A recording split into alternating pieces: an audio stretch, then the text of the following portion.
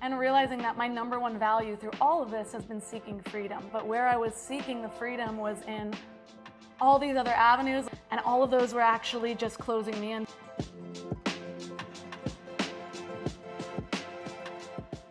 Melissa, thanks for being here. Thanks for having me. So for people who haven't met you, tell us a little bit about your background. My background was kind of a tidal wave. I had a lot of different traumas hit me at different times. And so for a really long time, I was pretty good at overcoming one, but then another one would hit, and then overcoming one and another one would hit.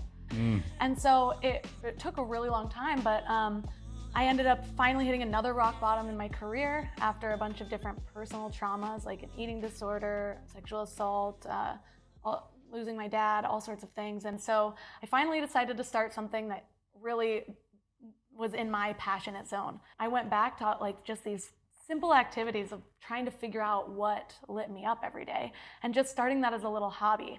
And I finally, when I started trying to figure out how I wanted to express myself, I figured out podcasting. I've always liked to talk. People have even commented on my voice. It felt very me. But then even the topics, I realized everything had to do with the power of the mind and actually creating your life. And so now I'm basically trying to figure out the next level up in my career. I've had a digital course. I have a podcast called Mind Love that's done very well. I now speak on podcasting. And I've had a course that I've sold to hundreds of people, but it's been a very accessible course. And I'm trying to create a mentorship program that can teach people how to find that for themselves. And so I'm just trying to figure out basically the best way to tell that story and to create a new program that's going to be the most impactful. The program, do you have a title for it now? I am playing with the Purpose Accelerator, but I've changed it like 9 times. I haven't nailed it. It's going to be an online course?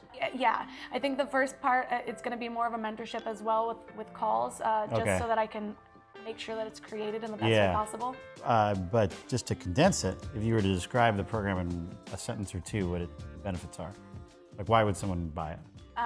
Get clarity on their purpose and validate that it's profitable. Okay, cool. So yeah, what you are offering is an interesting category in that it's a little bit of self-help and a little bit of make money.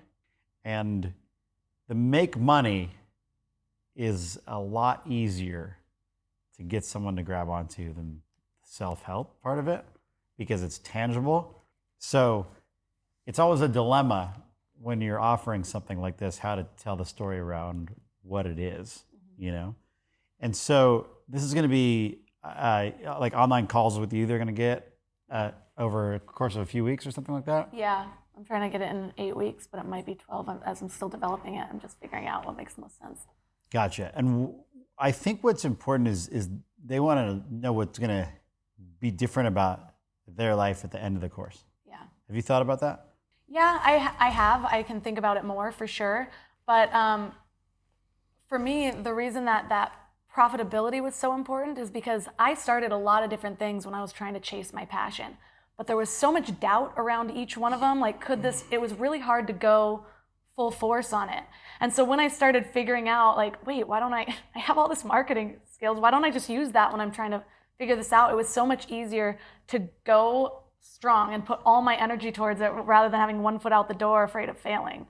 So being able to not only find your passion, but being so confident that this can be a life path for you is really what I'm going for. And so they're going to get a lot of value, like in almost, would you say it could even be like considered like a mastermind group and how you're going to be doing these calls? They're going to be. I'm hoping to build it to that. I just haven't wanted to promise that before I've gotten my initial people in there to make sure that there's people on the mastermind call, if that makes sense. Yeah. Well, I think your story of having tried a lot of things and not found anything until you found that purpose that really drove you and turning it into profit is the story, you know? What specific questions do you have for me that I might be able to help you out with? Like, my trauma background is such a big part of my story. And I mean, I even went to jail for somebody else's crime, and that doesn't even make my story all the time.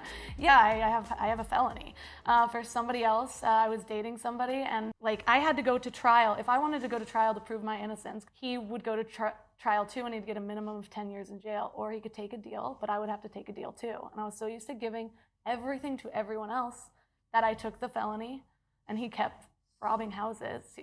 He was robbing houses. You went to prison? I went to jail for 8 days, but I got out on my own recognizance. It's just so interesting because I can tell my story 9 different ways and leave out whole sections of it.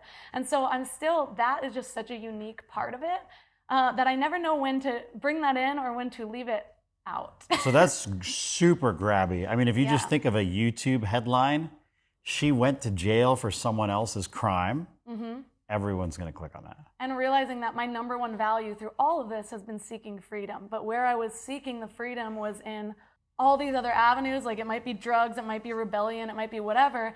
And all of those were actually just closing me in to the point that I actually landed in jail for somebody else's crime. And so now I still seek freedom, but it's in such a more sustainable and actual real way. That is the story. Okay. So that's it. People are going to want to know that story, and I would learn to tell that story.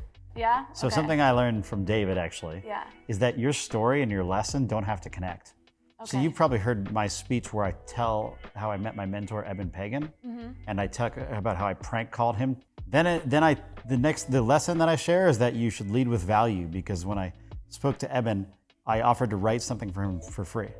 But the previous, 7 minutes is me talking all about the prank call. That's what gets all the laughs. Yeah. There's nothing about the prank call that has to do with the lesson. Okay. It's just a damn entertaining story.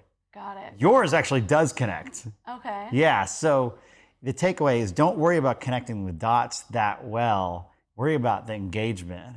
Okay. But yours does connect the dots that well. So if you have both, it's magic. Thank you. Awesome. Thanks for being here. I can't wait to hear the whole 20-minute story. How does someone find out more of you? My podcast is called Mind Love. You can find me at mindlove.com or on social at mindlovemelissa. Awesome. Thanks, Melissa. Thank you. Yeah, great to see you. On every episode of Storycrafters, I teach you tricks and tools to make your own stories more engaging. And hey, you're going to be telling these stories for the rest of your life, so you're going to want to learn as many of these as possible. Click on the box above, watch another episode now, so you can get new tools and tricks. You got 5 seconds. 5, 4, 3, 2, 1.